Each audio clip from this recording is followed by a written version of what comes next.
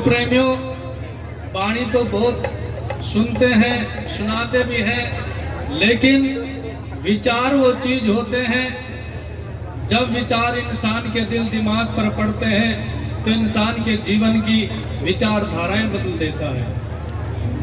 हम इस सत्संग की इस अनुशासन को देख रहे हैं कि जब से सत्संग हो रहा है, यहाँ कैसा अनुशासन है, कैसा नियम है। उस अनुशासन और नियम के अनुरूप ही मैं दो बातें कहूंगा, क्योंकि जिस समाज के अंदर कोई सभ्यता ना हो, अनुशासन ना हो, वो लोग चाहे कितने भी पढ़े लिखे वेल एजुकेटेड क्यों ना हो, वो कहीं पर भी चले जाएं, लेकिन बाबा वो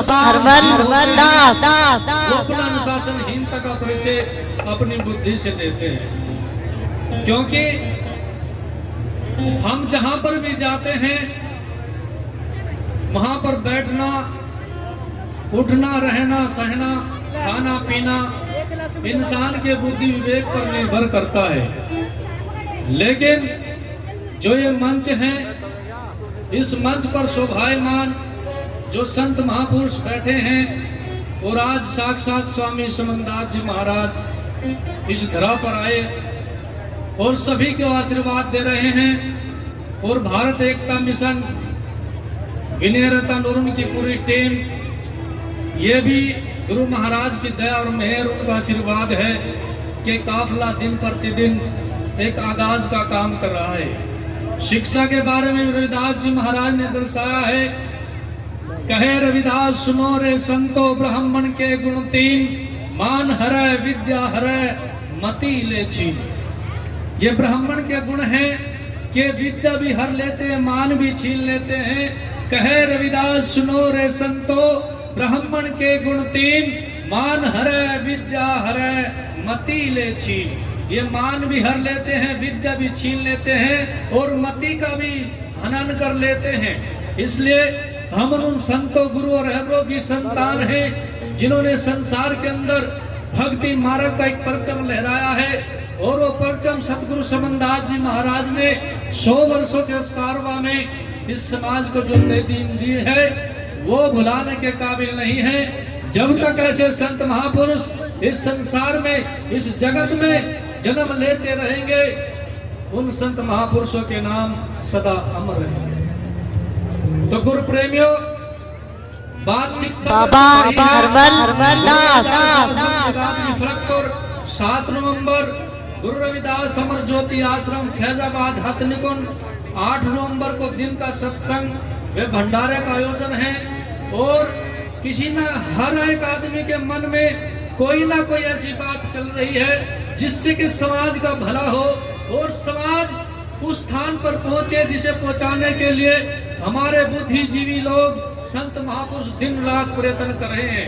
वहां पर 15 बीघा जमीन है, और वहां पर भी कुछ ना कुछ स्कूल का कार्यक्रम जल्द ही स्थापित होगा। वो आप लोगों के सहयोग से होगा। सहारनपुर से जो रास्ता जाता है, भेंट अड्डा से बैठ करके सीधा हथनिकुंड पर बस उतारती है। कोई ज्यादा भेद नहीं है। सहारनपुर से सीधा भेंट अड्डा पहुंचे, वहां से बस में बैठ करके सीधा हथनिकुंड की टिकट ले। जो जिला सहारनपुर में पड़ता है, हरियाणा, उत्तरांचल, हिमाचल, उत्तर प्रदेश, 4 राज्यों की सीमा पर ये आश्रम पड़ता है। तो आने वाली 8 नवंबर को याद रखें, ज्यादा से ज्यादा संख्या में पहुंचकर गुरु महाराज का आशीर्वाद प्राप्त करें। सतनाम सतगुरु।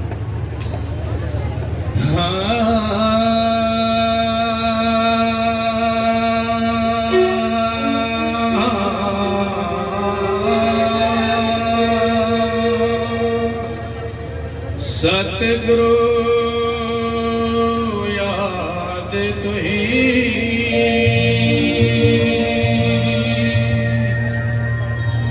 उस तन की कौन बड़ाई करे, जिस तन से हुआ शुभ का बाबा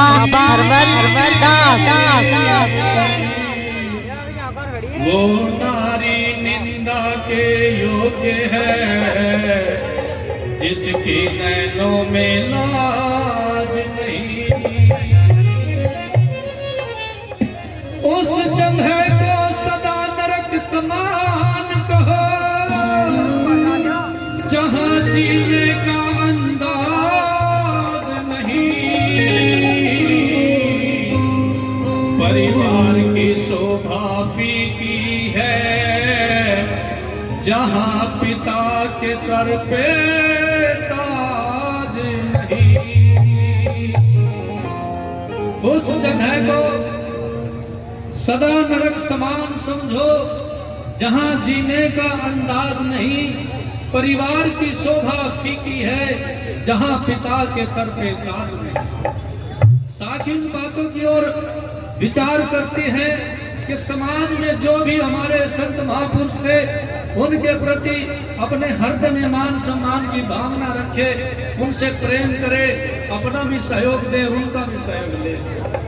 तो गुरु महाराज रविदास जी ने दर्शाया है कि संसार के अंदर जो संत आते हैं वो सदा के लिए अमर हो जाते हैं कि तरवर फल नहीं खात है, नदी न संचय नीर, एक परमारथ के कारण साधु ने धरा शरीर। कोई भी नदी अपने जल को स्वयं नहीं पीती और कोई भी वृक्ष अपने फल को स्वयं नहीं खाता। उसी तरह संसार के अंदर संत महापुरुष जब आते हैं तो अपना सर्वस्व समाज के ऊपर निछावर कर देते हैं। तो गुरु रविदास जी महाराज क्या दर्शाते हैं?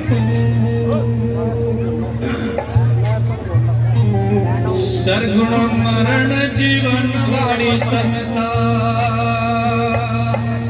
निर्गुण की गम कर ले हंसा, निर्गुण अजर अमर रे